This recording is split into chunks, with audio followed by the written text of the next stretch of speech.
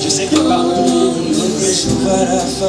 vous êtes, dans vos maisons, dans votre voiture, Matthieu, que sais-je encore, vous allez répéter avec moi le psaume chapitre 123, le premier verset jusqu'au 6e verset.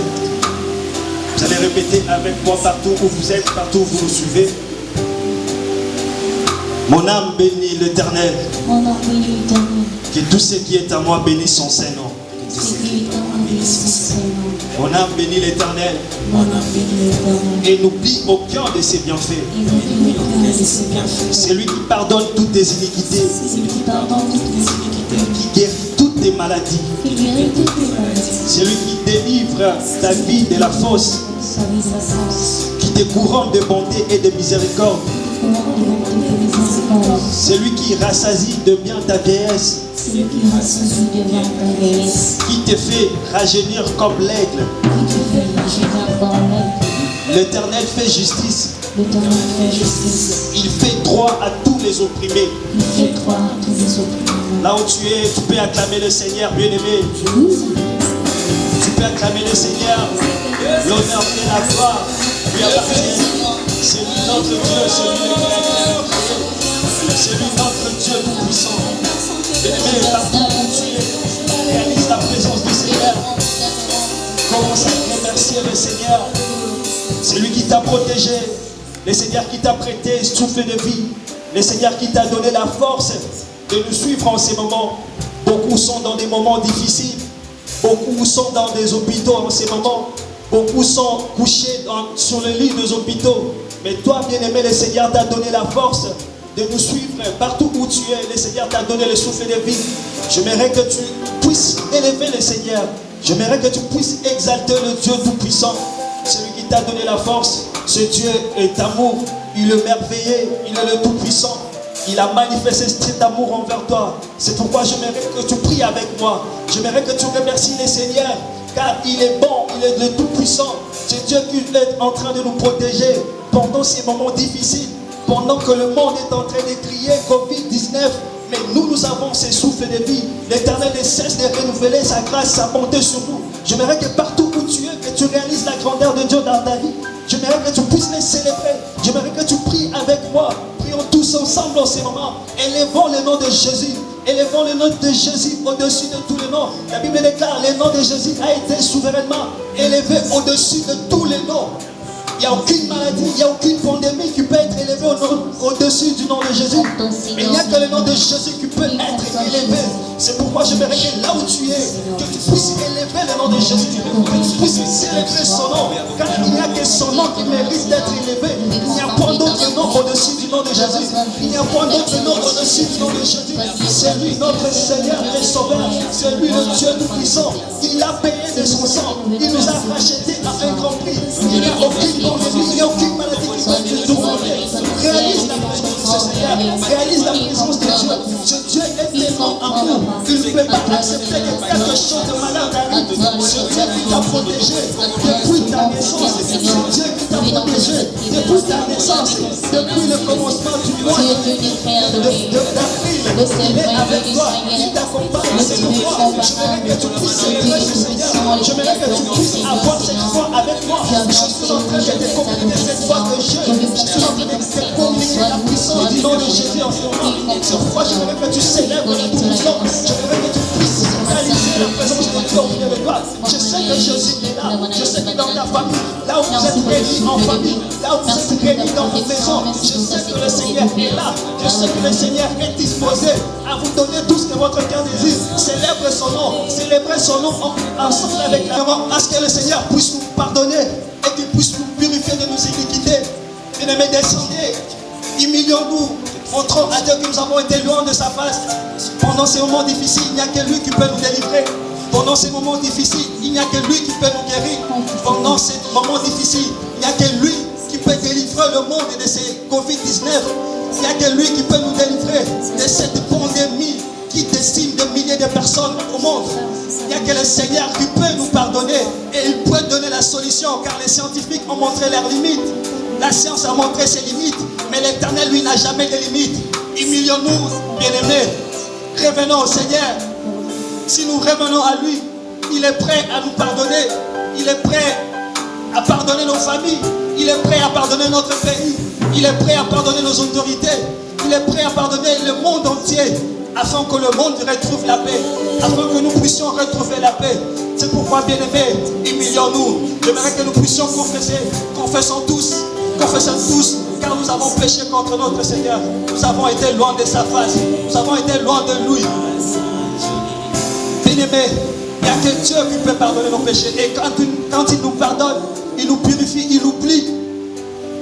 Il est prêt à donner encore la joie au monde. Il est prêt à donner encore la paix, la tranquillité au monde entier.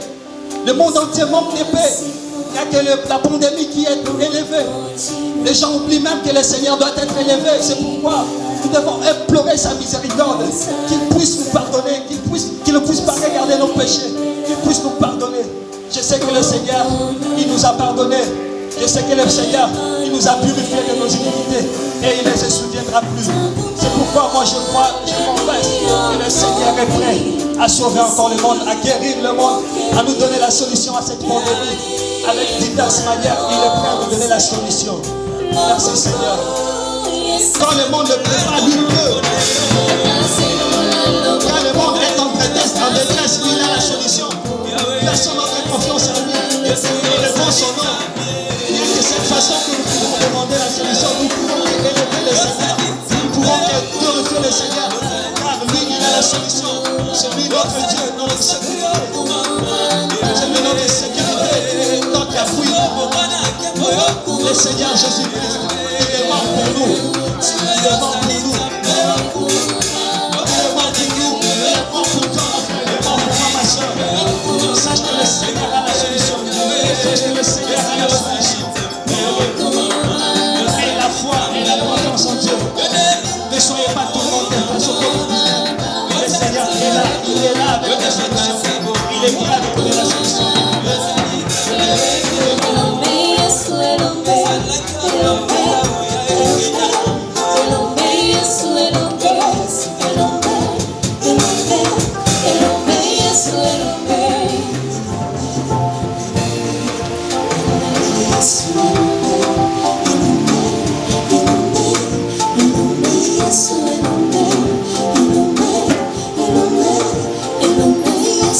Ensemble, nous allons élever nos voix, nous recommander entre les mains de Dieu. Partout où vous nous suivez dans vos maisons, partout où vous êtes dans vos bureaux, nous nous adressons à vous. Laissons que le Saint-Esprit nous aide à mieux recevoir la parole de Dieu pour mieux la mettre en pratique.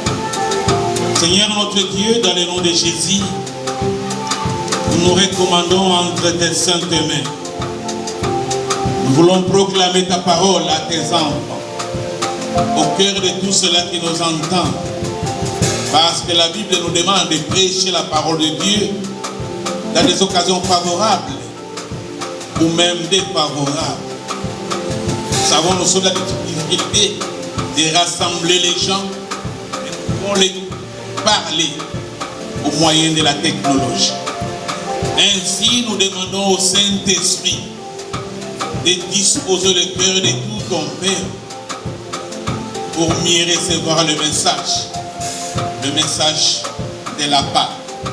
C'est une grande fête chrétienne, une fête qui nous amène beaucoup de bénédictions. Permets que le Saint-Esprit fasse son travail. Nous faisons notre travail et nous croyons qu'il va faire au-delà de notre entendement. Nous bénissons ces moments, nous bénissons tous qui nous écoutent au nom de Jésus. Amen. Shalom, bien-aimés dans le Seigneur.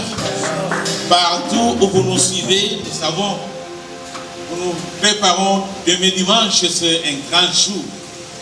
C'est le jour de Pâques. Dimanche, la Pâque, c'est la grande fête chrétienne. La grande fête chrétienne. On n'aura pas assez de temps. Nous allons être très brefs pour vous aider à méditer sur le message que nous allons annoncer aujourd'hui. D'abord, nous allons commencer la lecture dans le livre l'Épître aux Hébreux. Nous allons lire Hébreux chapitre 9. Nous commençons par le verset 11. Nous descendons jusqu'au verset 16. Notre bien-aimé va nous aider dans la lecture. Nous sommes dans Hébreux chapitre 9. Commencez par le verset 11 et vous descendez. Hébreux chapitre 9. Nous commençons par le verset 11e jusqu'à 16. Nous lisons au nom de Jésus. Jusqu'à 14. Jusqu'à 14. Mais Christ est devenu comme souverain sacrificateur de biens à venir. Il a traversé le tabernacle plus grand et plus parfait, qui n'est pas construit de main d'homme, c'est-à-dire qui n'est pas de cette création.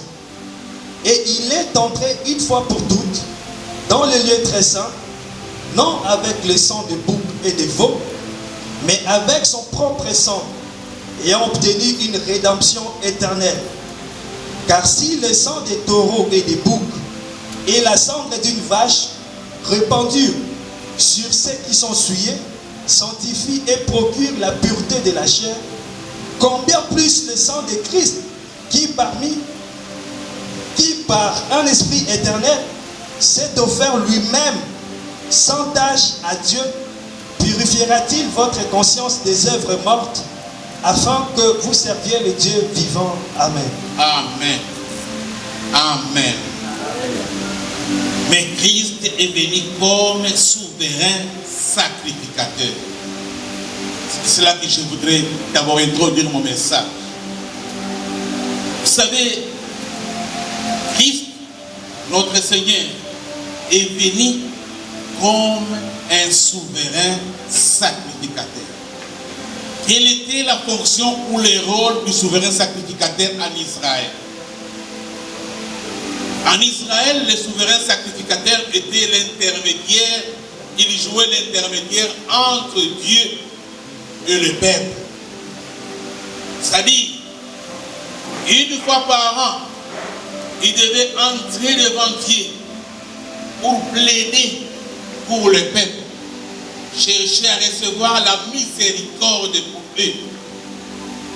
Le peuple, lorsqu'ils ont fait beaucoup de péchés, chacun devait préparer son bélier, son agneau, pour chercher à recevoir le pardon de son péché. Et il y avait des conditions. L'agneau que vous devriez offrir pour chercher à recevoir le pardon devait remplir certains critères. Devait être l'agneau sans défaut. Parce que ta demande peut être rejetée simplement parce que l'agneau n'a pas rempli les conditions, les critères qu'il fallait pour qu'il soit accepté devant Dieu.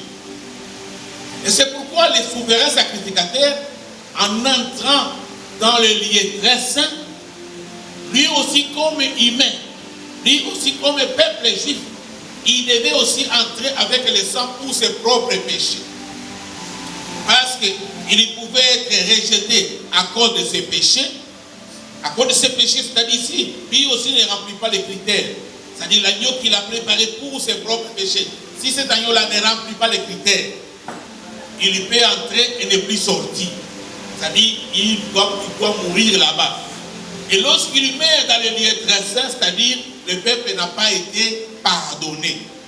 Donc Dieu n'a pas pardonné les péchés. Alors, il devait veiller sur lui-même d'abord, préparer son offrande pour le pardon de ses péchés et préparer l'offrande pour le pardon du péché du peuple. Il y jouait ces rôles-là. Et lorsqu'il entrait, le peuple, pendant tout le temps qu'il passerait dans les lieux très saints, Le peuple, en attendant sa sortie, était dans la consternation. Il fallait qu'il sorte vivant pour être rassuré que non, nous sommes pardonnés. Dieu nous a acceptés, Dieu nous a agréés, nous pouvons nous réjouir. Et c'est ainsi que Jésus aussi, en venant dans ce monde, il est venu, comme la Bible nous dit, comme souverain sacrificateur. Un souverain sacrificateur devait jouer ce rôle-là. Il devait prendre les sacrifices, il devait entrer devant le lieu très saint, devant l'autel de Dieu. Jésus à la croix, c'est ce qu'il a fait. Lui, il n'est pas monté avec le sang des agneaux, des boucs ou des chèvres. Non. Lui, c'était son propre sang. Il est entré avec son propre sang. Lui-même sacrificateur, lui-même sacrifice. Donc, il remplissait, il jouait les deux rôles.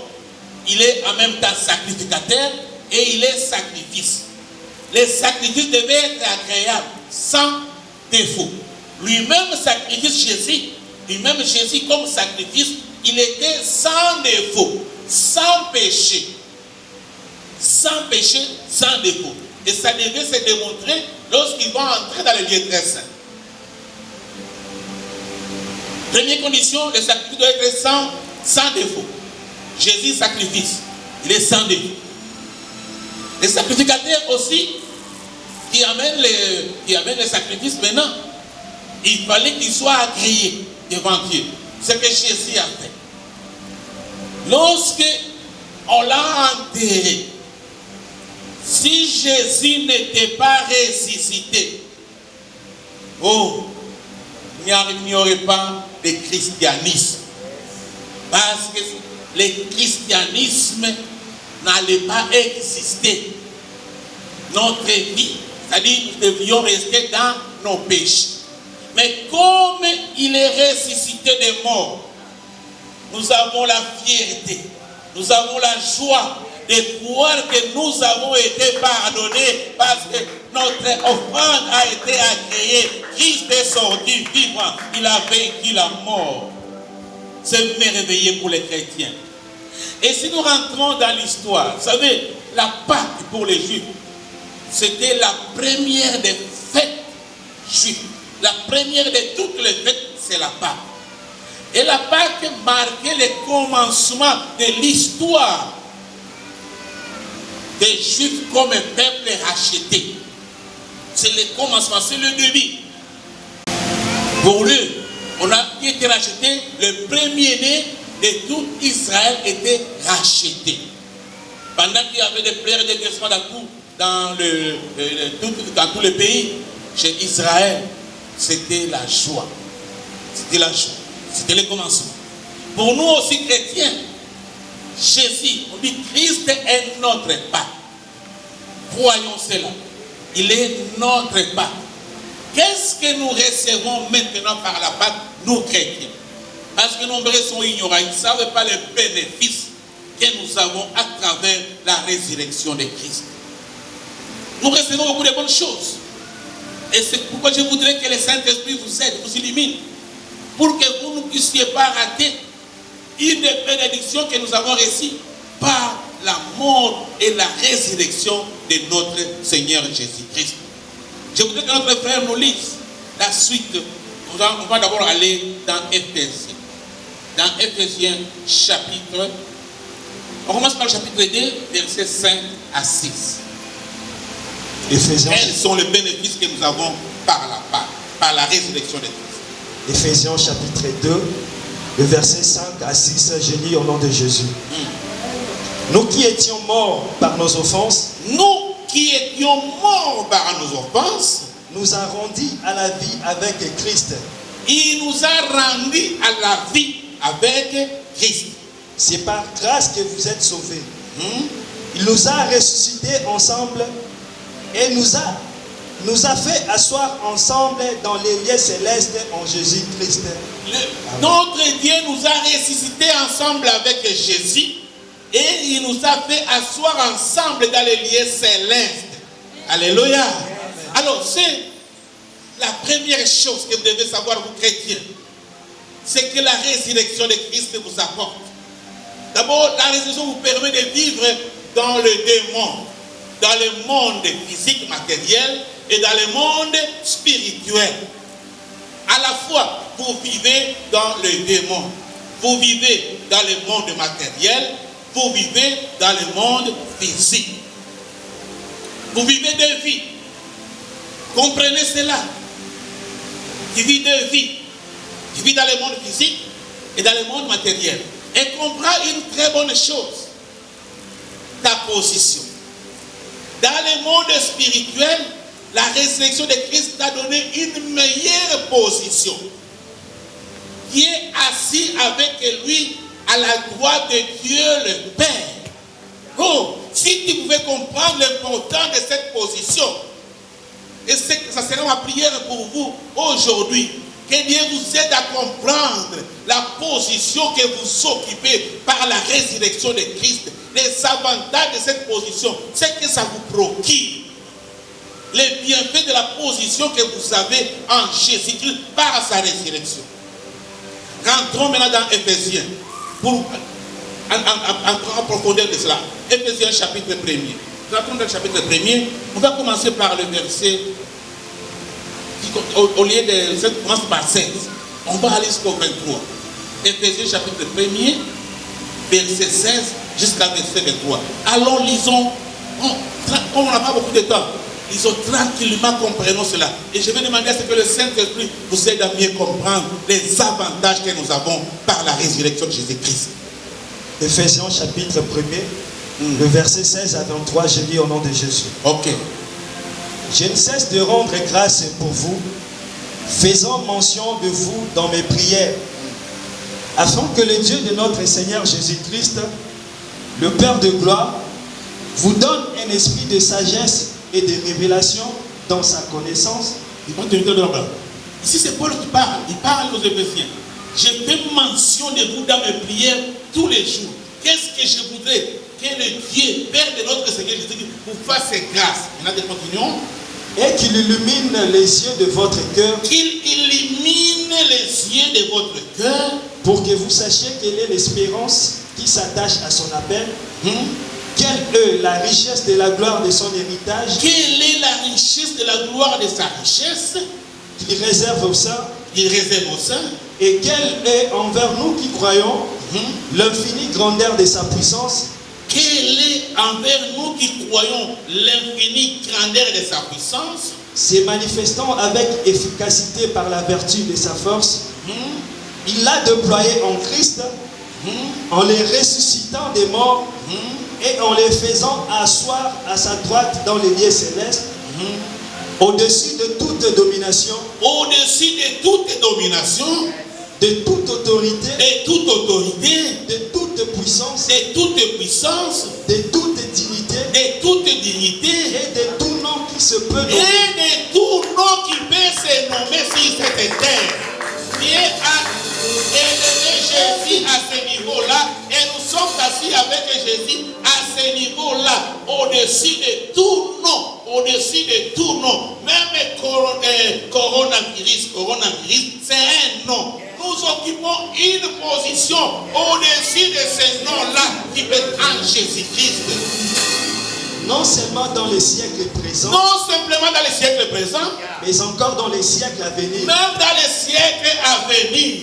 Il a tout mis sous ses pieds Il a tout mis sous les pieds de Jésus. et il l'a donné pour chef suprême à l'église. Et maintenant, il a donné pour chef. Jésus a donné pour chef suprême à qui? À l'église. Qui est son corps, la plénitude de celui qui remplit tout en tous. Amen. Amen.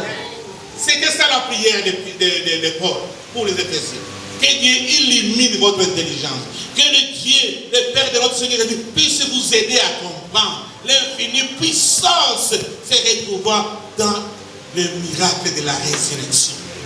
La résurrection, c'est une grande bénédiction. Ça nous a donné une bonne position. Nous avons reçu une position de supériorité. Vous savez, nous sommes Par la résurrection, vous croyez que non, nous sommes des esprits vivant dans un corps. Crois d'abord que tu es un esprit qui vit dans un corps. Toi qui es esprit. Toi qui as crié en Jésus. Parce que les autres qui n'ont pas encore crié en Jésus, ils sont morts. Simplement ceux qui ont crié en Jésus, Jésus nous a fait quoi? Les a ressuscités avec lui. Et il est assis avec lui, avec eux dans les lieux célestes. Je voudrais que tu comprennes cela. Toi qui n'as pas encore reçu Jésus, physiquement tu vis, mais spirituellement tu es mort. Tu vis simplement dans le monde physique. C'est pourquoi toute domination peut avoir le pouvoir sur toi. Parce que tu ne vis que dans le monde physique. Mais nous qui croyons en Jésus, nous vivons dans les deux mondes à la fois. Dans les deux mondes. Dans le physique et dans le spirituel. Dans le spirituel, nous occupons une bonne et meilleure position. Avec Christ, nous sommes assis avec lui dans les lieux célestes. Au-dessus de toute puissance. Au-dessus de toute autorité. Au-dessus de toute dignité. Au-dessus de tout nom qui peut se lever sur cette terre. Et il vous dit, même dans les siècles à venir, même s'il y aura un autre nom qui va venir au-dessus de Corona, nous sommes au-dessus de cela. Mais la prière de Paul est que Dieu vous donne l'esprit de sagesse, de révélation, de l'illumination. Que Dieu vous illumine pour comprendre qui vous êtes en Christ. Vous n'êtes pas n'importe qui, chrétien. Vous n'êtes pas n'importe qui. Vous n'êtes pas n'importe qui. Mais comprenez une chose. Les choses de Dieu, nous les recevons par la foi. La foi. La foi. Recevez cela par la foi. C'est par la foi que nous sommes sauvés. Nous sommes sauvés par la grâce au moyen de la foi. Moyen que Dieu utilisait, foi. Je sais. Ils sont nombreux qui se posent une question. Vous posez beaucoup de questions. Mais croyez simplement. En recevant Christ comme ton sauveur et Seigneur, il y a des privilèges, des avantages que Dieu voudrait réellement que vous puissiez exploiter. L'infinie puissance de sa grandeur. Notre Dieu est infiniment grand. Et par notre croyance, nous sommes devenus héritiers de Dieu. Héritiers et co-héritiers de Christ.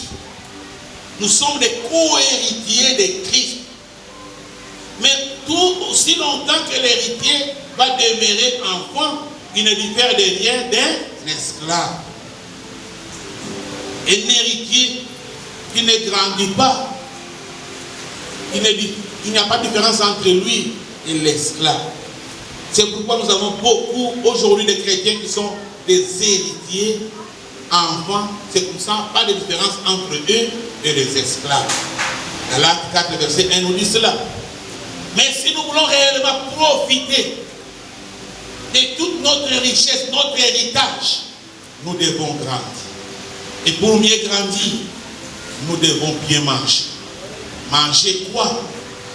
Il y a la nourriture physique nous aide à la croissance physique et la nourriture spirituelle nous aide à la croissance spirituelle. Comme nous vivons dans ces deux mondes-là, comprenons que chaque monde a sa nourriture. Notre corps a besoin de la nourriture physique et des soins physiques. Je le vois très bien les gens. Ah, j'ai aimé ça. Comme nous sensibilisons les gens, ils lavent les mains. Tout le moment, même 10 fois, 5 fois par jour.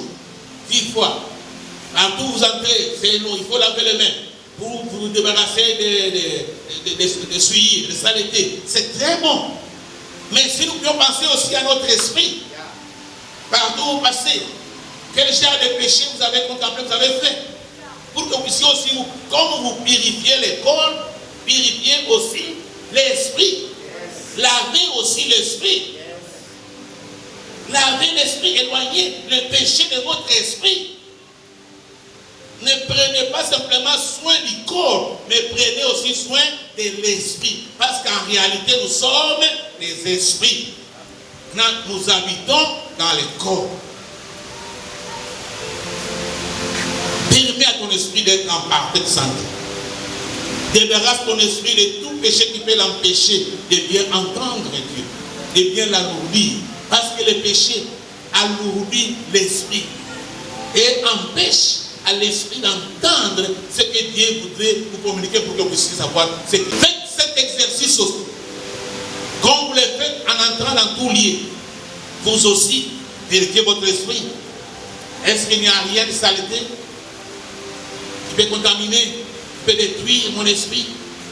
Je peux aussi me débarrasser de cela. C'est pourquoi l'esprit, les enfants de Dieu, pendant ce temps, comme vous êtes dans vos maisons, dans vos bureaux, prenez soin de vos esprits. Que chacun prenne soin de son esprit.